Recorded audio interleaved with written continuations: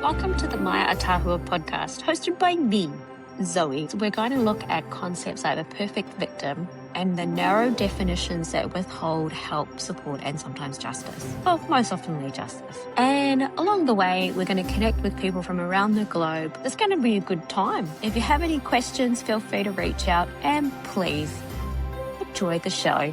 Thank you.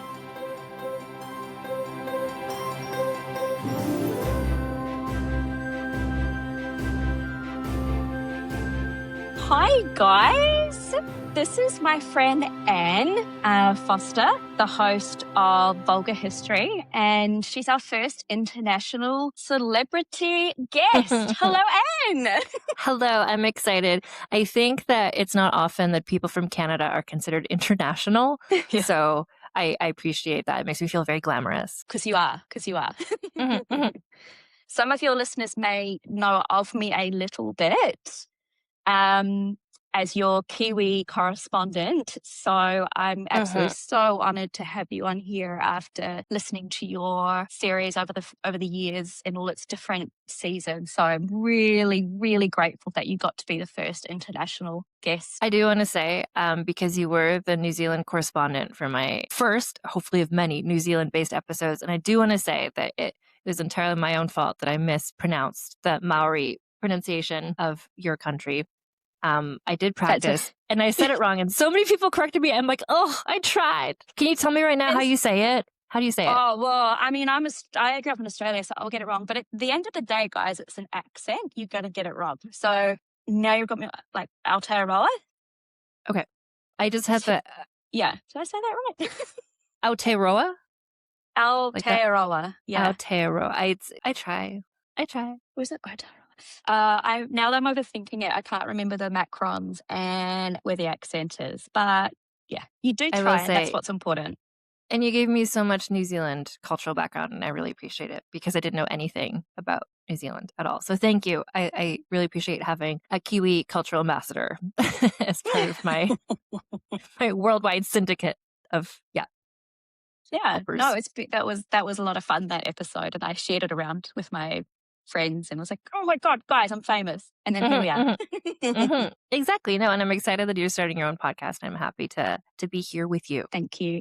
I mean, some of your listeners will know that I had a story come out last year, and you very kindly shared it for me. So that was in and of itself just an act of solidarity and support. And then the fact that you're even here today is just a really like sisterhood of support around recovering from assault and experiencing the justice system and being let down that entire time. So it really does not go without gratitude that you've come on today. Well, and I really appreciate that you shared everything that you've shared with so many people. I think it's so valuable and so important for survivors to show everybody that it could be anybody. It's like to not just assume like, oh, this is just something that happens every now and then. It's like it's so common horribly, but it's just so good that people know that it could be anybody and support is there. So if this happens to somebody, they know that they're not the only one. Yeah, that's it. So I think what it comes down to is that silence is so prevalent during assault, during any justice that may or may not exist for you, and then the expected silence afterwards. So, we've been talking a lot in our community of Maya Atahua around the concept of the perfect victim. The perfection, like you have to behave a certain way so that you don't become a victim. Then you need to behave a certain way as you go through the justice process. Hey, I'm angry. I'm not going to be a good little girl and sit down. And then there's a concept that understanding that as you recover from abuse, you have to do that quietly and also with perfection. And you must be blameless. Otherwise, you don't get justice. And you will see all through history that this is not a new concept.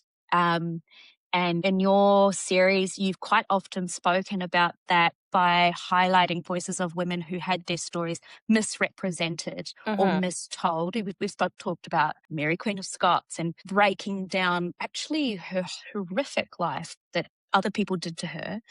And Marie Antoinette and Catherine. Which queen was that? Henry VIII. Aragon. And Howard. No, Howard. Yeah, all the Catherines, eh? All of the Henry's wives, yeah. All the Henry's wives, yes. Anne Boleyn. We don't really think of her as being this victim, but she was. And yeah, Howard, I think that story there really stuck with me because she's 14 and clearly assaulted before coming into the attention of Henry, and then just awful, Mhm. just sad. If you think about it from today's context, she wasn't anything bad, but we still would judge her for being a girl who put herself in harm's way, right? Yeah, and I think that there's so many examples. Like you mentioned, Mary Queen of Scots, like she was also sexually assaulted. She was also Anne Boleyn. I don't know about sexual assault, but she was certainly, once Henry decided to get rid of her, there was a lot of this kind of like, to get rid of her, he had to really ruin her name so people would support executing her. So just like making up these like things that I think every historian would agree were completely made up. Like, oh, she had sex with her brother. And like, it's just like when there's not fault there that you can find, quote unquote, fault, then it's like, well, let's just invent something. Like, and then people believe it. And yeah, because it's to make the man more, or the perpetrator more sympathetic. You have to make the victim just seem unsympathetic, turn people against them. And then those times it was like, oh, she's a witch. And that's like the easiest, quickest way to just be like, oh, okay, well, then she deserves whatever. Like, we're anti-witch, obviously. Yes. And that concept, or okay, so and like Anne Boleyn may not have been sexually assaulted, but she was presented to us in such a way that she's very intelligent. Suddenly that was questioned because violence Hmm. takes many forms. This is just an assault is an iteration of the main thing, which is violence, right? So yeah, to me, she's a victim because of how she was treated, which is of the time, but also like you just said there about being called a witch, that still exists today because Hmm. for myself and for other victims of my abuser, we were all named crazy. Don't listen to them. They're crazy. They're crazy Hmm. ladies. Hmm. They're witches. That still exists in our society. No, exactly. And I think there's a movie from, it's like the 70s called Anne of the Thousand Days that's about Anne Mm. Boleyn. I just recently saw it for the first time in the past year, and it's so good. Genevieve Bujold, Canadian, plays Anne Boleyn. She's so good. She's my Anne Boleyn. She's so good in this, but they do invent for the narrative purposes like a scene of Henry raping her, basically. And it's just kind of like, this is not so far from the truth. And honestly, for all of the wives of Henry VIII and all of the wives of so many people in that time, they didn't choose to be pursued by the king. They didn't choose to marry the king. He just did that to them. Yes. Catherine Howard is such an extreme example because, well, it's more like instinctively you feel bad about it because she was so young, but all of the wives were in that. Like Catherine Parr, she was in love with somebody else. She wanted to marry somebody else, but then as soon as Henry's interest, she has to marry him. So it's another sort of like non-consenting, whether It you is. call that assault or not. It's like, well, against her It will, is. she Yeah, became his yeah, wife. Yeah. yes.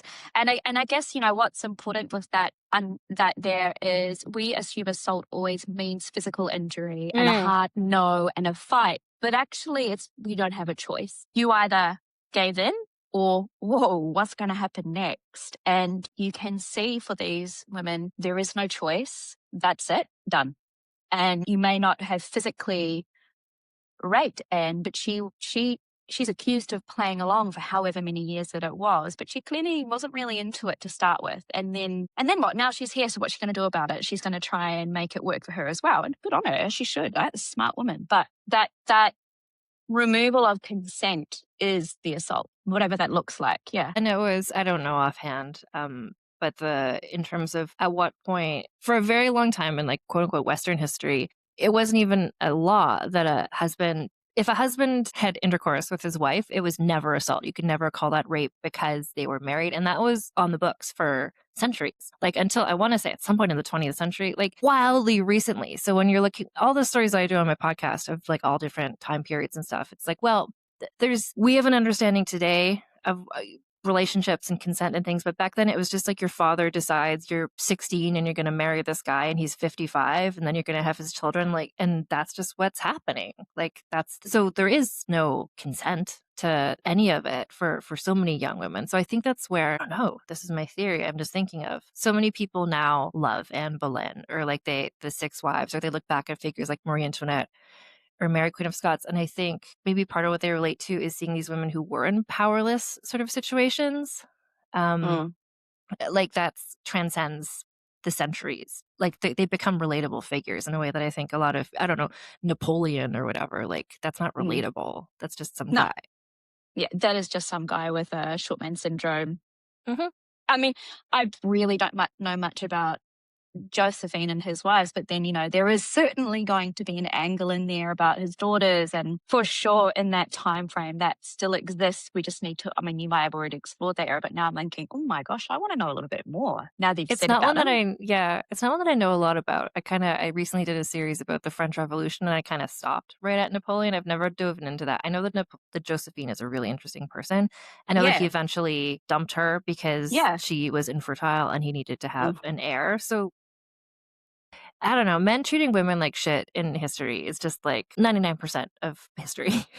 Like there's really, it's so delightful to me when I find an example that's not that. It's very. I know, isn't it so sad? Mhm. Actually, Yeah. when you were talking about, well, just what we were just talking about with history and stuff. So, do you know Kate Lister? She does the podcast Betwixt the Sheets. She's like a I British love Kate and sex love her. historian. Yes. Yeah, by the time this comes out, will have been on my podcast, and it was amazing. But she wrote a book called Flick that's Mm-hmm. just come out. That's a history of female sexual pleasure, basically. Mm-hmm.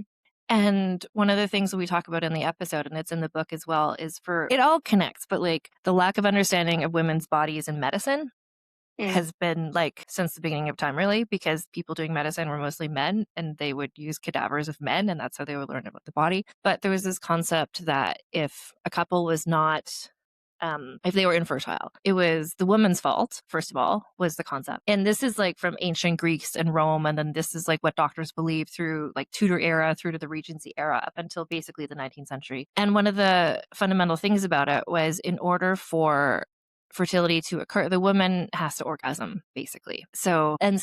But this also means that the way that the law was written, and an orgasm is like a physiological thing that like feels nice. That is what it is, whether you want it to be happening to you or not, or whatever. Like it's a series of physical processes. But what it meant is that if a woman became pregnant after being raped, it was like, well, you became pregnant, so that means you orgasmed, like because that's what they thought you had to orgasm to become pregnant. And then it's like, therefore you enjoyed it. Therefore it was not rape. Like, and this is like Kate Lister talks about this in her book. Like it was a really dark series of court cases that she looks at where it's just like, well, this woman, could not have been like, this could not have been rape because she got pregnant. And then there was, I want to say like in the last 5 or 10 years, somebody in the US was like, when they're talking about abortion laws and stuff, they're saying like, well, if it's legitimate rape, the body has ways of shutting that down. Like, Yes, I remember. do you remember that? Yeah. So Kate in her book, she like compares those two things, but just this concept of like becoming pregnant inherently means it wasn't rape. And that's still sort of a thing that people think about. But anyway, it's just as one of many ways that not understanding the female body and how conception Yeah. works, like that affects laws. Like, Yes. Yes.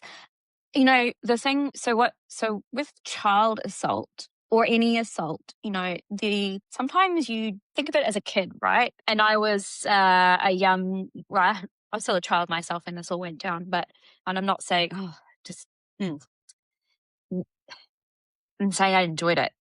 But they often talk about young people don't realize that it's assault because it didn't hurt, or they uh-huh. didn't, because they've been groomed and coerced with grooming, make sure that they don't scream, they comply. And so then that's what they get away with, it is like, well, she enjoyed it, so therefore it's Yeah, not rape. So if you're not therefore, like exactly, and mm, this is the thing you see in history as well, where it's like in the rare instances that a woman brought rape charges up against a man, which didn't happen that much because she knew it wasn't going to go well, but no. some people would, usually upper class women, like a lower class woman would never have a chance, but upper class women. But then it's like, not just like, did you conceive or not? But also it's like, well, were you kicking and screaming Yeah. throughout and punching and scratching? And if you weren't, it's like, well, then it wasn't rape, right? It's this understanding that it's like, if that's, but it's like, there's fight or flight, but there's also the freeze instinct. And there's also Yeah. like, I Gotta remember being preserve my told, safety. yeah, there's something at some point in my childhood. I remember being told like if someone comes up and they're trying to rob your handbag, it's just like, just let them take it. Like your life is Yeah. more precious than Yeah. your handbag. And it's that. It's the same thing in an assault. I think it's like, well, I'm just going to let this happen. Like, because if you fight back, well, maybe then I'm going to be murdered. So, Yeah. but then to think Yeah. like, oh, the person didn't fight back, then it's so, yeah, it's exactly the perfect victim narrative. It's like, well, how do you behave in every single second of this situation? Yeah, and that is exactly what happened in my own story of like, well, I know that there's cyanide in this house. I know that there's hunting rifles in this house, and I'm alone, and my passport's been taken, and I can't go home. I tried. So what do? I have got nothing else to do now, but every single escape angle has been taken from me, and that's it. I just have to comply. And I'm not gonna, I'm a little girl. I don't know how to fight back physically, and that's a perfect victim. It's like, well, you didn't fight back. Why would I? I can't.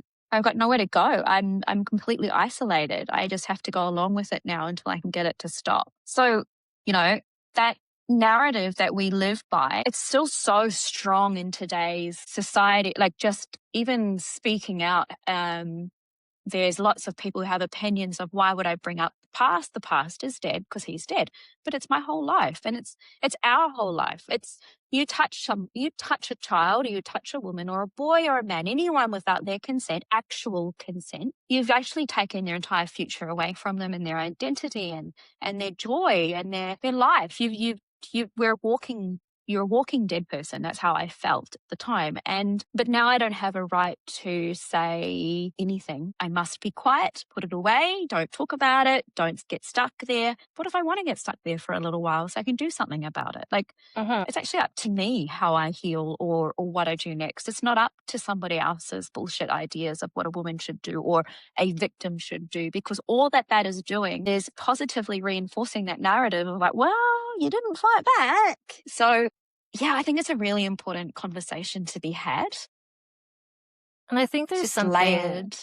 Yeah, and I just know we were going to have this conversation. I was just trying to think of like examples of there's something about sexual assault as a crime that is treated so differently from like being stabbed than being punched, like than being like beat up or being robbed. Like like in those situations, it's never like, oh, well, what were you doing when the stranger came up and, stabbed you? It's like, well, I was just walking down the street. And it's like we only victim blame to this extent in terms of sexual assault. But it's like if somebody, like let's say somebody ran up on the street, I don't know, beat me up, and I ended up with some sort of like brain hemorrhage, and then suddenly I'm like paraplegic. And if that person died, it would be like, well, Anne, like, well, that guy's dead, so why do you still care? It's like, well, I'm paraplegic. Like, yeah, that's it. The lasting results are still there, but that's like in a visible way. So people wouldn't say that to somebody where the wounds are visible, right? No. It's when it's like exactly. emotional PTSD, then it's like you don't see this like obvious sign of the damage. And then it's easier for people to just be like, well, obviously there isn't any. Obviously you're fine. Exactly. Yeah. And so many survivors don't survive. And then we wonder why.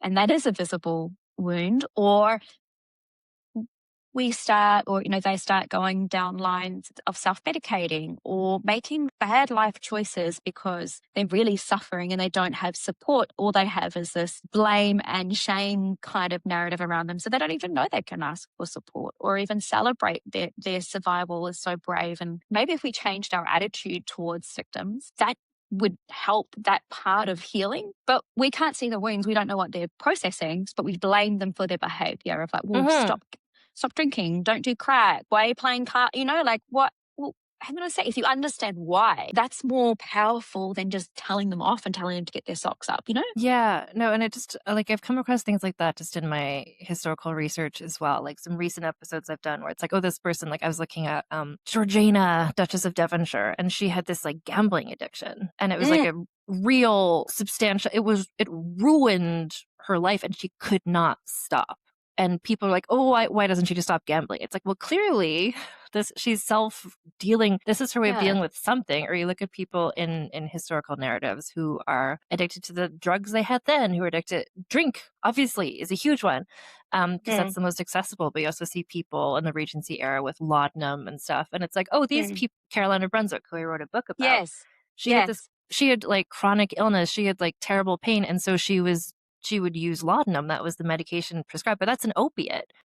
And the more you use it, the more you need more of it. So it's like when you look at people in history, and I think this is maybe I'm doing this, and I think people are more thinking this way now. Instead of just saying like, oh, this person in history, oh, he was just a drunk. She was just a slut, like whatever. It's like these people, like this is their coping mechanism. This is how they're able to continue living.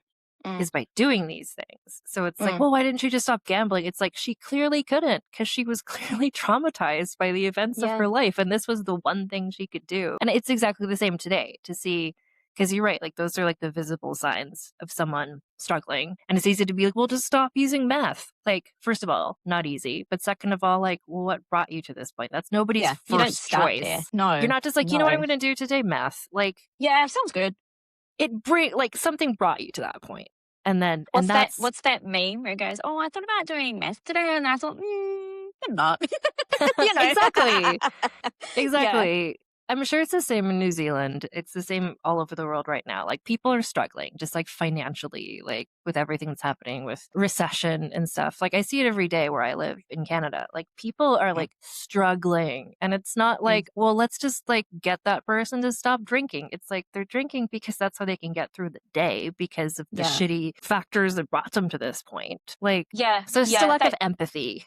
Yeah. yes. Yes. And so like what I want to showcase through these podcast episodes, these interviews, is the difference between violence being at the center of everything, which creates these bias, prejudice outlook on victims, is actually flip that to if you put love at the center of anything, you lead with empathy for yourself and for the people around you. And then that impacts our policies, our international relationships. It's that flipping of if you actually change the center of your life from violence and hate to love and compassion, it does actually change the way that you look at the people around you, and you stop victim blaming, you stop going, why are you doing it? And you start saying, how can I help you? What do you need? And that is actually a fact, because if you're a therapist, you don't go in with stop doing that. You look at what Yeah. happened, and you start asking questions, and you start to understand why that has happened, and you can lead them through the recovery to a life where they don't need it to self-medicate or disengage. I think that what's been beneficial for me learning more, not learning more to be more empathetic, because I think I'm a naturally quite Yes,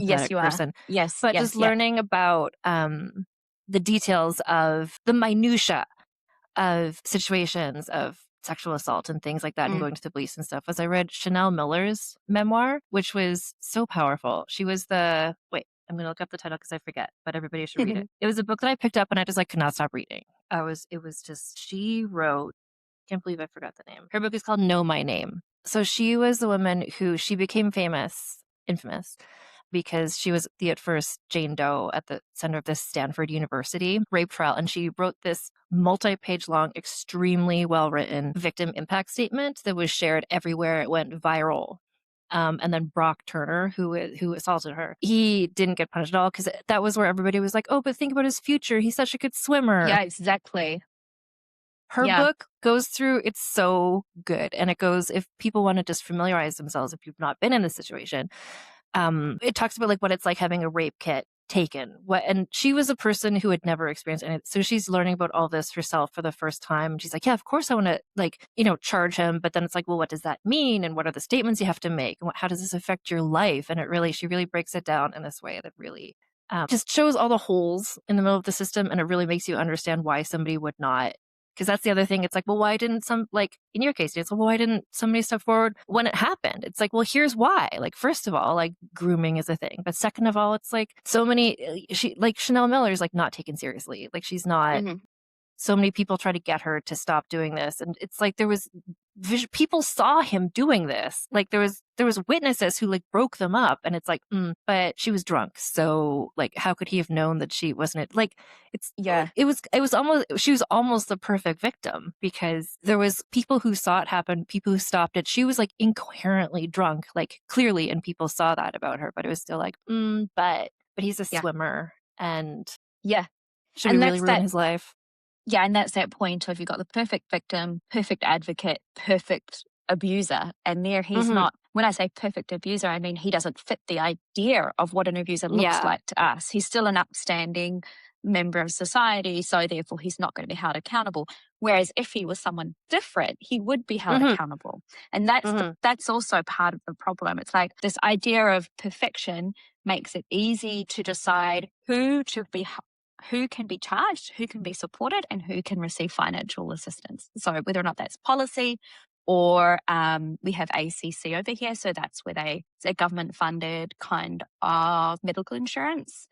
and sexual assault comes in under that, we can claim certain things. I know I haven't received a cent, but I do get free therapy up to a certain point. But that system itself is being underfunded because it's not fitting to a certain point, right? So there's still exists. And also the police will only look for certain types of people when they go in and decide who they will pick up. So my assault was reported to the police, which I didn't know, but they didn't do anything about it. So I didn't know that they knew. So it's like, well, it becomes so messy. It's just like, well, what are we supposed to do then to get help? What do? You don't fit into that narrow category of allowed victim. Well, and that's the thing too that's come up. I forget if this was in Kate Lister's book or something else I was reading recently. I think it was in her book, but talking about the case, like I was talking about, like, why didn't this person kick and scream and yell and like claw and whatever? It's like the universally under, like, I don't know, when people say like a rape has occurred, it's like, oh, a masked stranger just ran up on the street and grabbed a woman and assaulted her. It's kind of like that's what people sort of assume, where it's like whatever it is, 9 out of 10, it's like a person who knows a person. Like it's always a person who knows. It's almost never a stranger, but it's like if it is a stranger, that's the perfect victim, quote unquote, because it's like, what could she have done to stop this? Oh, it's just a maniac. Like, there's nothing she could have done. It's like, what was she wearing? But then I think it would be like, well, what was she wearing? Like, he's a maniac, but also how short was her skirt? Why was she down that alley? Yeah. She was a sex worker. She doesn't just, Yeah. Oh my gosh. Yeah. The sex worker thing. God. Yeah.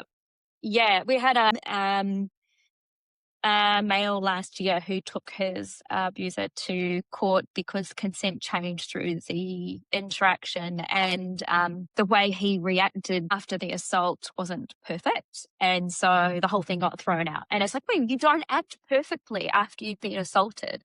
Your pride has been hurt for starters, and pride is important. You don't want to accept that this happened, so you're going to reframe it in your own mind. Yeah. And I think he said to this guy who was well known in New Zealand, has permanent name suppression, give me some money or I'll take it to the media. Wouldn't you want to say that? Wouldn't you want to say to this person? That's the thing too, when people are like, oh, they just want money. They're just, and so many abusers, like I just know celebrity cases will be like, oh, she's just trying to get money. It's like, sir, like if a woman wants to get money, like to claim that a male celebrity has assaulted you, it's like, there's so many better ways to get money. There's so many ways where you don't become hated by all the fans of this man. Yeah. Yeah. I mean, I've been accused of making it up for money.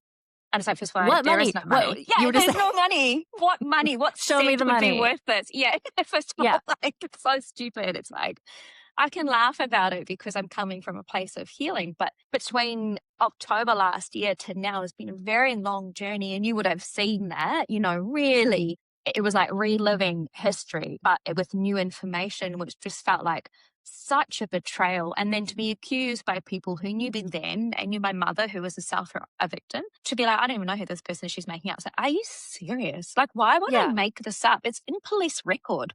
Like, why?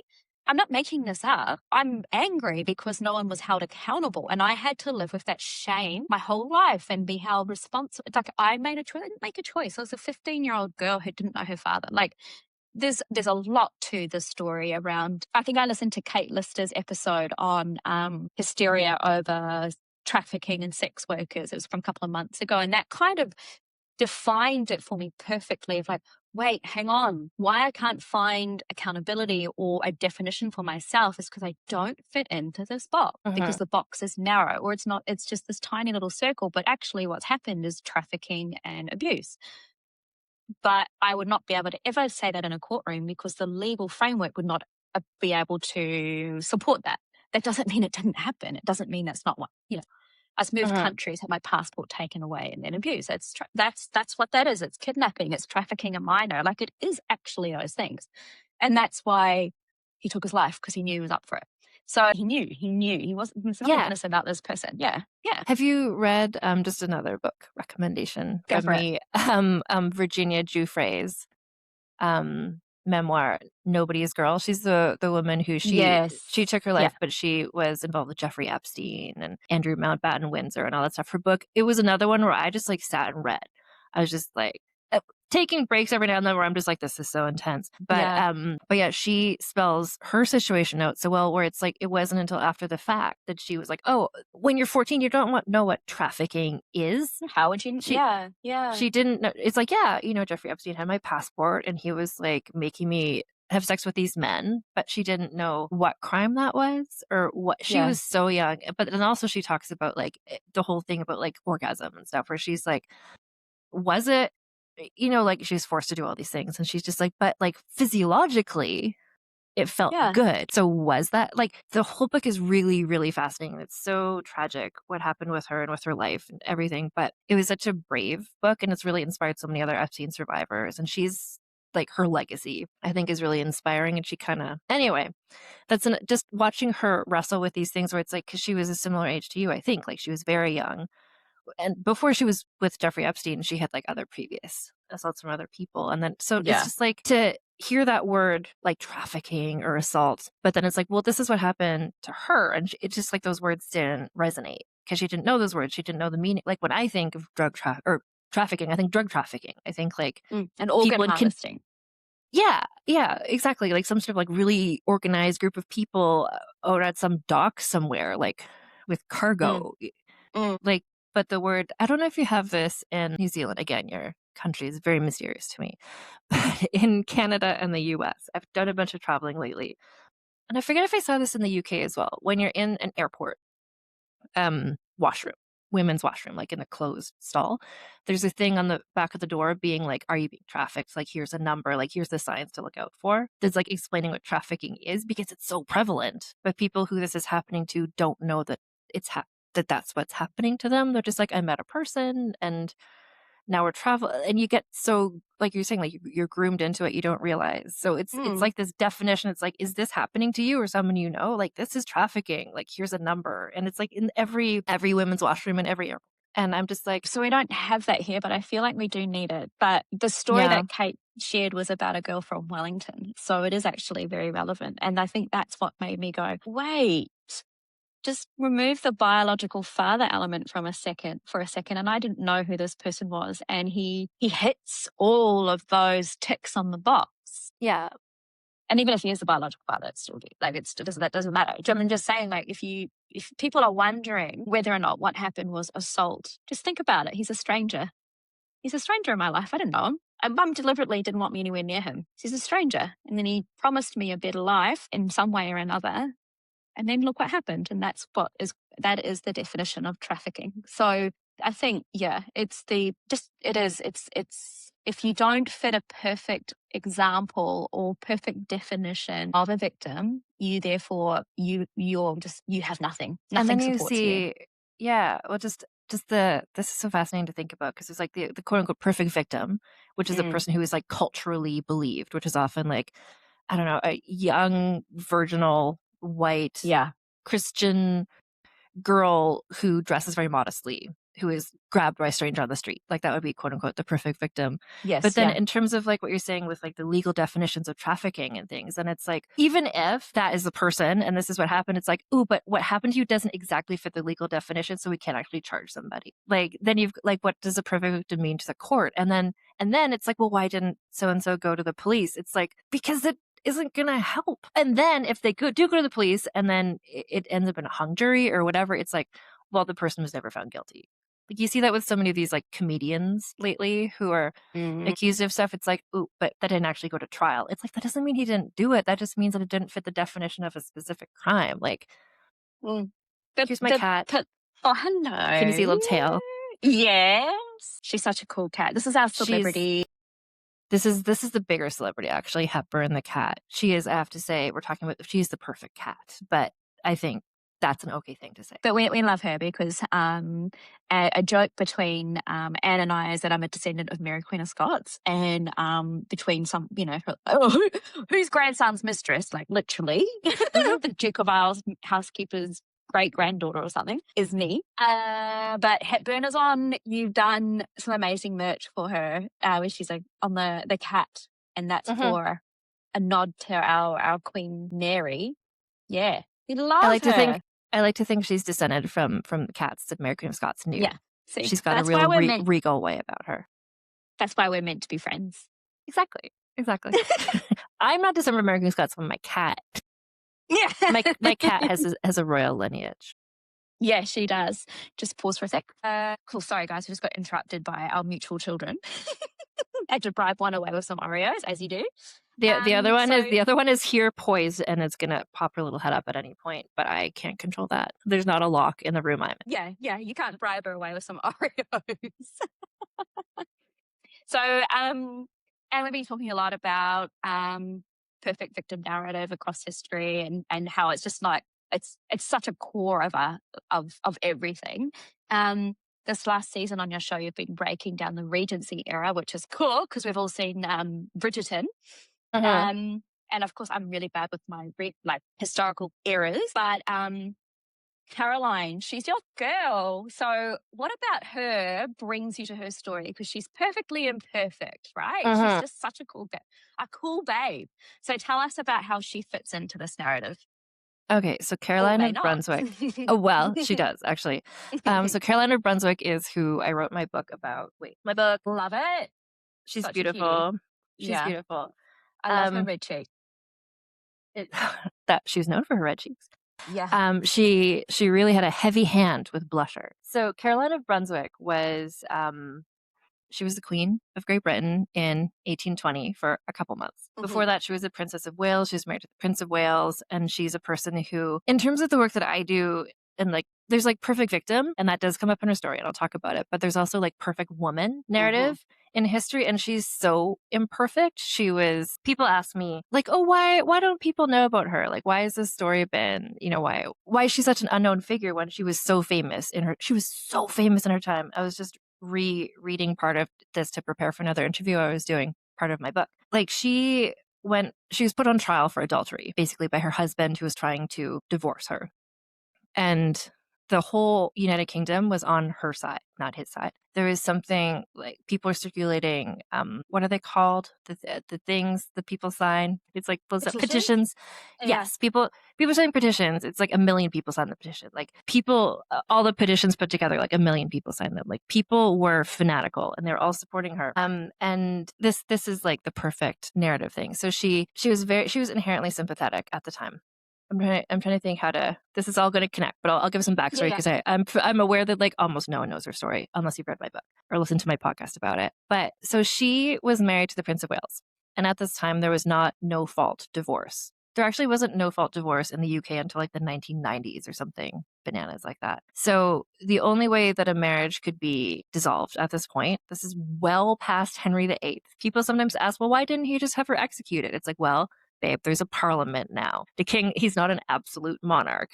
He's just kind of more of a figurehead. So he wanted to end this divorce. They had, and maybe they could have ended the marriage with annulment if they had not consummated, but they got married. She got knocked up right away. Like they had a daughter. Like this all happened. Like the marriage was consummated. So you can't get it annulled. And the only way that you could get divorced is if you could prove the one or the other partner had been adulterous, because then you can say like there's been this betrayal. And so the Prince of Wales, George, he not only had like illegitimate children with various mistresses throughout their marriage, he had committed a lot of adultery, including before he married Caroline of Brunswick, he actually had secretly married somebody else. So actually his marriage to her was bigamous. So it's like, okay, you want a divorce so bad, babe, like use yourself as the example, but he's like the King of England and like and the head of the Church of England, or the future head of the Church of England, future King of England. So it's like, well, he couldn't besmirch his own name. So it was all about trying to prove that Caroline had been unfaithful to him. So he had spies in her household.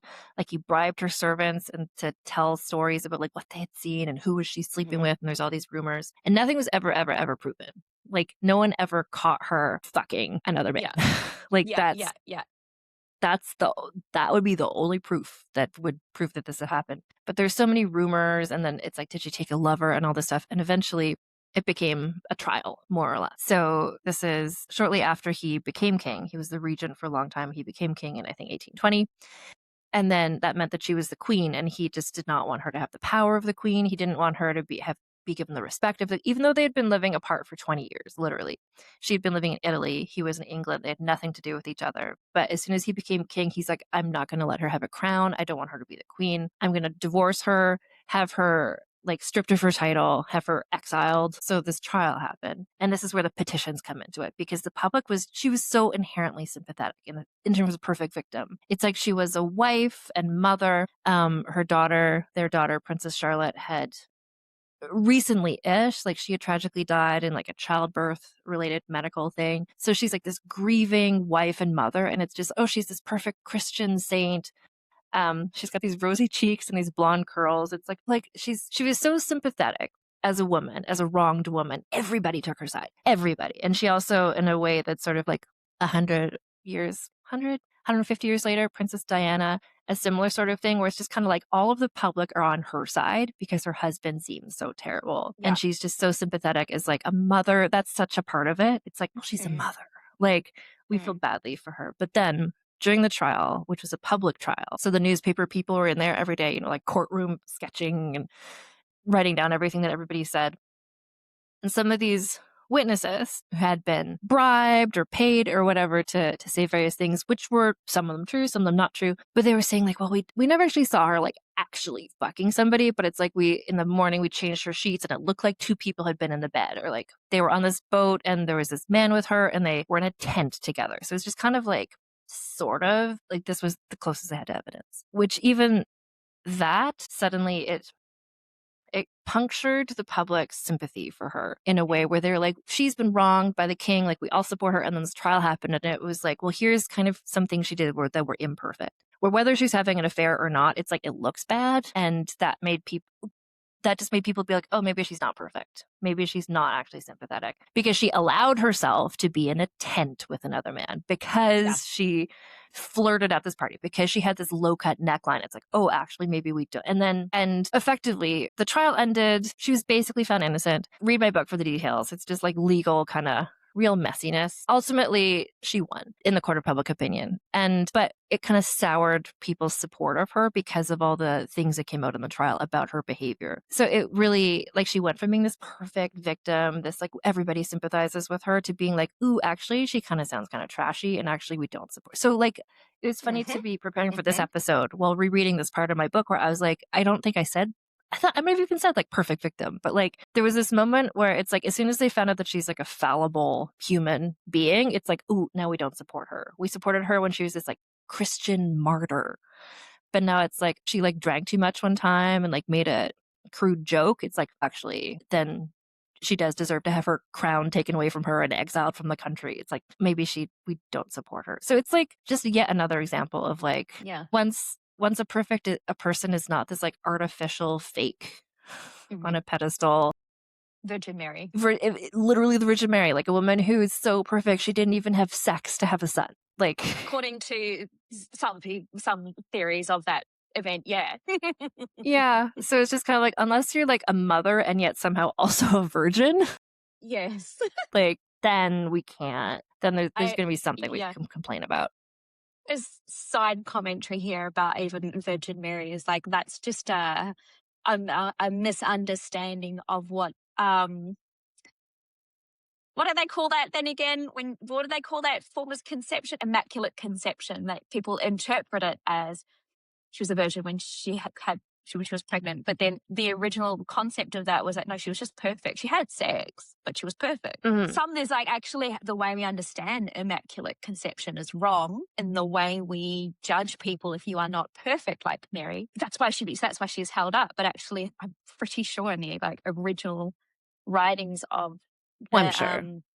Like it didn't even mean that. It's just the way that we've rehashed it over time. Yeah. But that's it. She's not a perfect Mary anymore. So therefore people withhold support from her. So what happened next, John? With Caroline, I mentioned earlier, tens of minutes ago, she had various like health concerns. And so she had been self-medicating them with laudanum, which is this opioid medication. But like, medicine was not great at the time, especially for women, and just her various symptoms overwhelmed her. And so a few weeks after the coronation of George IV, which she did try to crash, which also lost her some public sympathy because it was kind of embarrassing. She ran to Westminster Abbey and tried to be let in, and they wouldn't let her in, and she ran from door to door, and the crowd saw this, and this kind of made them even more stop supporting her because she wasn't behaving in the gracious, perfect way they would have wanted. But after that, just her symptoms kind of overwhelmed her, and she passed away very, very shortly after. She was not a long life, but an eventful one, certainly. And then she was just kind of like, George IV got his crown, he had his big coronation and became the king, and just kind of everyone, intentionally, the royal family just kind of swept her story away because it wasn't nice. It wasn't what they wanted people. It made George look bad, and they wanted people to support the monarchy. And they wanted to believe that, well, this is a whole other discussion, the British royal family, it's like ordained by God or whatever. It's like, if you're going to believe that this family is supposed to be in charge of us, it's because they're extra special, perfect people. And if it's revealed that George was not, then it calls into question the entire it's kind of like, it's a bit like with Andrew Mountbatten Windsor now, where it's kind of like he was protected for so long, and part of that was just to maintain the image of, like, the royal family protected him, because if they show like one of the princes is shitty, it's like, well, what is this institution? Like, why do taxpayers fund their lifestyle? Like, I don't know. The parallels between George IV and Andrew Yeah. Mountbatten Windsor, very many. Yes, exactly. And yeah, you just covered so many gems there. I've just like could spend hours breaking them down, but gosh, I don't even know where to start. I just think it's just so sad what happened to her. But let's remind people what era we're talking about. We're talking about the Regency era, which is Like 1820 is when yes, yeah. this went And so down. she would have been under Queen Charlotte, right? So Prinny is her son? Yeah, so Queen Grandson. Charlotte from Bridgerton. This is like a lot of people, I've learned, don't realize that Bridgerton is set ostensibly in an actual time period. Well, it's not really. So much of it is like fictional. But Queen Charlotte from Bridgerton was the queen at the time Caroline of Brunswick's story was all playing out. And Queen Charlotte she was sort of held up as the perfect woman in many ways. She had, like, I want to say 17 children, and she just kept her mouth shut and never said anything about politics. And I was just smiled and hosted a party. She did like exactly what people thought a royal wife should do. Yeah. Yeah. Caroline did not do any of that. No. So no. it's very much the like mother thing again, where it's just like, well, she has children, so that means she's inherently good, which is also not true, which is also diabolical. But yeah, and that ties into just the way people view mothers in general. We have to be perfect. It's like, no, I can't be bothered. Don't throw it in front of your kids. Yes, I will. not to them, but God, I'm so annoyed right now. Yeah, and I think if you watched the last season of Bridgerton, and it was around which son? Benedict. Benedict, yes. And what was the girl's name? The Sophie. Yeah. Sophie. And she's really mindful of how she has to stay perfect, and because she saw what happened to her mum. Although I don't get the mum. I don't get the mum story. Anyway, you can see that ideology of perfection and shame, and it's the whole way through all of those episodes, all those seasons anyway. But you can really see it in that one, because if she was the kept woman, or did have his child, or didn't, she's a servant. If any of that kept her into a certain category of person, which meant she was easier to put away by her evil stepmother. That there is a really good example of needing to be perfect and needing to fit into a certain category. And then of course Queen Charlotte goes, yes, you're the, let's tidy that away. Well, that's totally fine. Don't worry about it. Yeah. No, yeah. and that wouldn't have happened. It's an interesting thing. Like, again, there's another, I don't know if you heard the episode I did, but I'm going to find out her name. Yeah, so Zoe McGee, who is an author who wrote a book called Courting Disaster, Reading Between the Lines of the Regency Novel. So, and I interviewed her on my podcast this past season, and she's talking about, it's a really interesting book, and it's basically about the role of women and also about sexual assault in the Regency era, and how novels written by women at the time kind of hint at what society was really like. But she talks, that's where I got the stuff about like how few women brought charges of sexual assault against men and stuff like that. But in her book, she talks about how if you're a maid, if you're a servant, if you're a lower class woman in a household, like the men of the house can do whatever they want to you. Like, there's Benedict Bridgerton is like a cool guy, but not representative of his class at that time, because servants had zero rights. Female servants had zero rights. They could be impregnated, they could have a child, and then it would be rare that the man of the house would then pay for that child to be raised or anything. Like, more often, those women would probably be fired or lose their job. And then it's like, well, then if you don't have a reference, then there's no job you can get. So then you turn to sex work, which was quite fraught and unsafe in this era. This is like pre-Jack the Ripper, but like just pre-Jack the Ripper. Like, women could just be ruined so easily.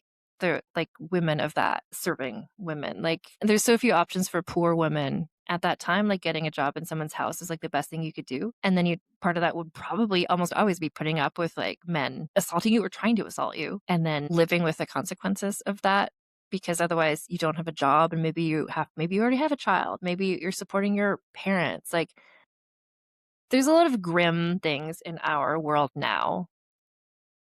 And that was a grim thing from their world then. And I don't know, that was another, I'm going to say the title again, because I'm just all full of books. Courting Disaster by Zoe McGee. There was a really popular novel in the Regency era called Clarissa that was a story of a perfect servant who the man of the house falls in love with her, and she's just like, no, I won't let you.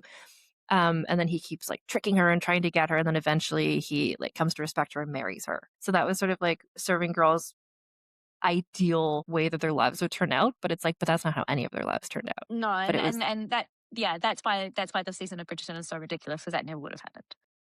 no. Just never would have happened.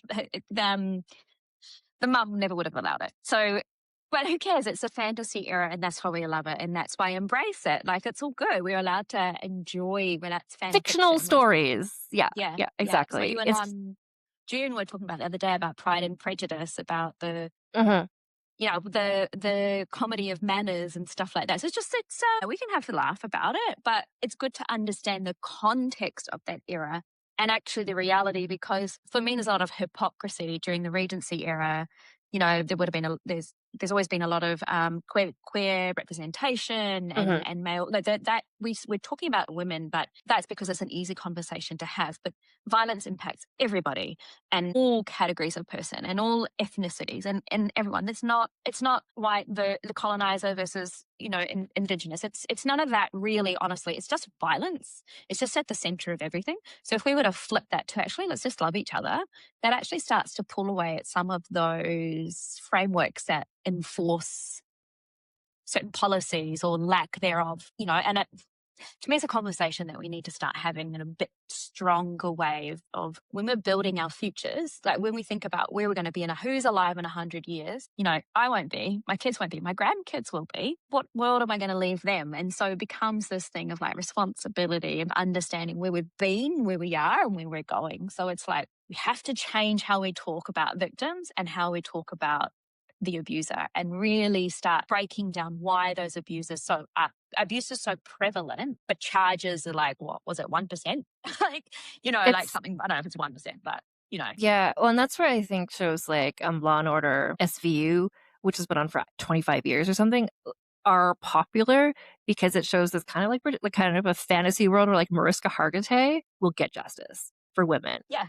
It's like, it's satisfying to watch people actually win these cases on this show, which is like very different from real life. So it's, I love the idea of like, if we, if everything is centered from love, it's like, then you give people more of a benefit of the doubt. Then you're not just like, oh, I feel bad for you, but like, this is the definition of trafficking and this is not exactly it. So like, bye. Like, just to be like, okay, like what happened and like what. Yeah. So I actually, in my rage, because I was so angry, I was like, how dare you? I'm going straight to the top. I emailed the Prime Minister's office. Please. Yeah. I was like, how dare you? This is ridiculous. I lodged complaints with Oranga Tamarika, which is our child, youth and family who was involved at the time, and the police. And I lodged all these complaints, and all that I got back was, we're really sorry this happened to you. However, there's nothing under legislation this, or yeah, cool. And I was like, how dare you? Actually, you failed in your duty of care. And there is a legal framework there that they have neglected, but I don't know what it is. But I don't know what you would call that, but it exists somewhere. If I can find a lawyer, he'll find the title. But they don't even want to take accountability. it's so narrow that they don't Mhm. really apologize when they're apologizing. You're just like, we're really sorry this happened to you. No, exactly. It's that But you're non-apology. not. It's like, "Oh, I'm so sorry that you were offended." Yeah, Like, it's yeah, not, yeah. "I'm sorry for offending No, you." Yeah. I'm sorry that you got taken away from your entire family for so many years. And yeah, I'm just really sorry about that. But anyway, yeah, yeah, yeah. What do you want me to do is dead. Well, and that's It's the actually thing, your like, fault. I feel like that's where, like, when these are the power structures and they're not that different now from what they were in the Regency era or frankly the Yeah, Tudor era, where it's just kind of like rich men, generally rich white men, are in charge and that just trickles down. So it's like the way to combat that is not necessarily, well, it's either if what's her name, Mackenzie, Jeff Bezos' ex-wife, you know, yeah, if some billionaire-ess comes into fun, it's like great. Like if you have money, you can fight that, but no one has that much money. So it's like what we're doing now, or like what you're working on, is like kind of sidestepping it and just to kind of like organically build yeah, something else. Where it's like if the frame, like it's to break that framework, it will take like generations and generations. But it's just like in the moment, like how can we support the people who need help today? Like how can we exactly. make people feel less alone right now? Like if we can't get justice in the criminal justice system, then like, well, how can we make this person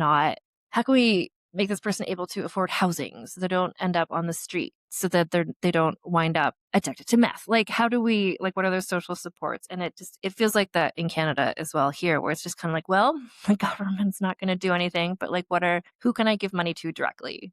Who can I, like, what are the organizations that are actually doing this work? And it's Yeah. like, I don't know. It's like there's people who have the ability to fight the structures, but that's not me.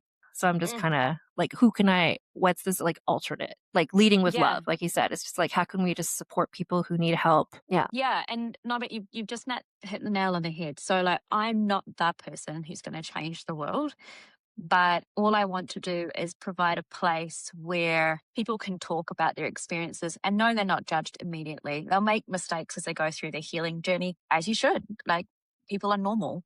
Or, I just want to change that conversation of shame for survival instead of being like, I don't want to show my face as a survivor. Yeah, you should, mate. You should be so proud of yourself. I'm so proud of you. You Hmm. got a gold medal. Get up there, put your crown on, let's go. Because as soon as we remove that shame from survival, then we can turn around as a community with strength and go look backwards and go, you're embarrassing. Don't. And the legal system, how embarrassing it's broken. We're stuck in Victorian era. Like, are you serious right now? Because most of our laws are that old. But, like that's the point. It's like the point of the Maya Atahua Foundation is to start that conversation. And it starts with, so we've got an app that's about to be launched, which is an online digital journal that you can hand to your lawyer. It's safe. It's not on your phone, right? So if your phone gets taken off you, it can't go through your notes, and you don't have to email yourself and then print them off. It's just a way of, when you're going through violence, you need to record it for your protection orders. But even that's a really hard thing to Hmm. do, or it's handwritten and they can say, no, it's back. You can't. It's not. How do we prove the date? Yeah. Yeah. Yeah. Yeah. So there's things like that. And then the foundation itself, it's not just about the celebration of people. It absolutely is. It's about assisting people through assault, all abuse. There's the 8 versions of abuse: financial, physical, sexual, all of the abuses, assisting you through it with things like our journal. And then there's assisting or celebrating your recovery. And so that bit there, we've got some other ideas, but that will take a lot of funding to get to. And then, of course, once we have that funding from corporate or sponsorships or Patreon or however we might get there, that's when we can sort of work backwards to the prevention of abuse happening in the first instance, by Hmm. making our legal system change, or our attitude of the police, or anything there that we can really pinpoint and push to ensure that people are a little bit more hesitant about how they treat each other. Hmm. Because maybe it's simply we just need to provide more support to break cycles, or male survivors need to be uplifted a bit more than they are, because then they'll come forward and they'll understand that they can break their own cycles. Or who knows? Who knows? We haven't got to that point yet, because that's going to take a lot of money and a lot of community input to go backwards. And one thing in New Zealand at the moment, we've got a petition that when I last looked was at 18,000 signatures for your like references not being good character references not being taken into account when you're at sentencing. So Hmm. you're already being found guilty of the assault. Now we don't need your good character reference because you're not a good Yeah. person. Yeah. So that gets removed. Mhm. That started in Australia, and Sam Troth here in New Zealand is your ambassador for that, and he's been amazing in that space. So there's an example of preventative, but again, that's after the fact. So it's assisting with recovery. So Uh, how do we go backwards, leading with love and having love at the center of everything, going backwards and going, this legal framework or our country's opinions don't come from that space. So how do we do that? How do we do that? We do that together. No, and that's a difficult conversation to have, but it's not impossible. Just needs to start. So this conversation today that we've had is really important within that big framework. So I'm really very grateful that you came on board and gave context to the history of that definition of perfection or imperfection. Yeah. So yeah, we're both just one person, but together we're very powerful. I think it's beautiful. I love what you're doing, and thank you so much for inviting me on your podcast. It was really good to because on my podcast, I'm always talking about here's the history and here's what happened, but I love to foreground today and how does this echo what's happening today. I think sometimes I find those parallels and I kind of let it go without saying. I feel like people will pick up on this, but it's good. It's always good to actually say this is what it was like in Regency and this is what it's like now, and why is the law the same? This is preposterous. Society should progress. Yeah. No, and do you know what? Honestly, I think I first started listening to your podcast, was it during COVID? When did you first put out your first season? Started in November 2019. Okay, but it was, just before COVID. Yeah. And that would be why it feels like it was during COVID. Yes. But I started deconstructing certain concepts for myself from listening to you bring up history and show those parallels. So what you're doing is part of that big conversation. So yeah, you're one person, but look how you impacted my own life, so that when I got to this part of my own personal journey, I went, well, that's fucked. Yeah. Yeah. So yeah, you just keep doing what you're doing, and because you are actually impacting people around you, and that's why you're here. That's why the first person I wanted to invite on was yourself. Yay. Thank you so much. Even if I mispronounce the name of your country, thank you. Oh, thank you, New Zealand. I can't even remember how to say it. I don't know. You know I don't what? know. I'm sure that there's words in Canada that I can't say because it's called an accent. Yeah, that's part of it. When people, anyway, exactly. Thank you. That's why we love your podcast too, is that you just say it how you would normally say it. And that's why I love it when you're like, I can't remember how to say this word. Anyway. Keeping it real. I don't know what's that French word? I don't know. Sounds like this maybe. I don't know. Yeah. But yeah, anyway, thank you so much. This was such a good conversation, and I'm excited for you and your podcast journey, and I'm happy to help however I can. Thank you, Anne. I'll probably there's an open invitation, standing invitation. If there's a topic that you'd like to dissect, or come back and have another go at this with more information. This is an ongoing conversation, perfect victim. Yeah. Consider this your open standing invite whenever. And also, before we go, could you please plug your book one more time, and where can we find you and purchase your book? Is it available in New Zealand? It is. I'm not sure what city you're in. I'm in Waikato area, so Auckland.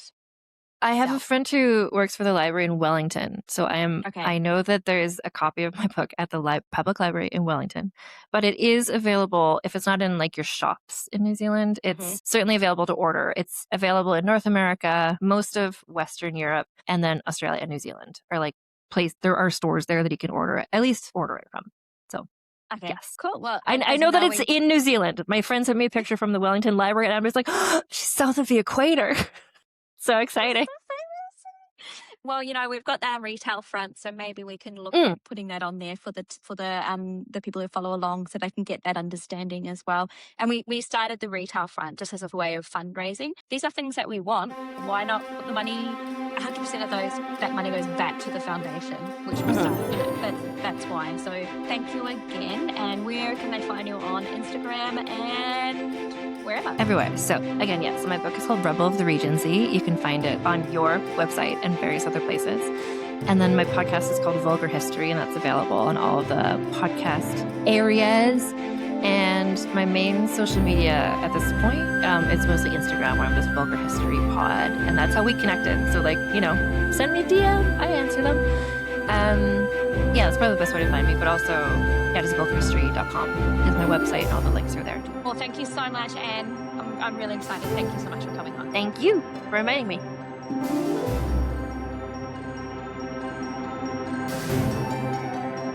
Thank you for listening, guys. I hope you had a good time. I know some of these episodes might be distressing as we covered some gnarly things, so please reach out. We're all in this together, and we all deserve the right to sparkle, we all deserve dignity, and we all deserve joy. If you're unsure who to speak to, come find us over on Instagram and